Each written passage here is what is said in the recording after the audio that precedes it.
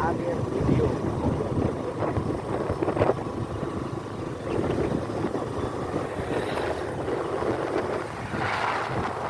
ভাত খাই না কিনে সারা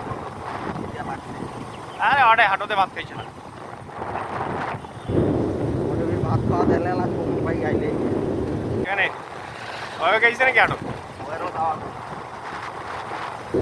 অফিসের একটা অফিসের বলে একটা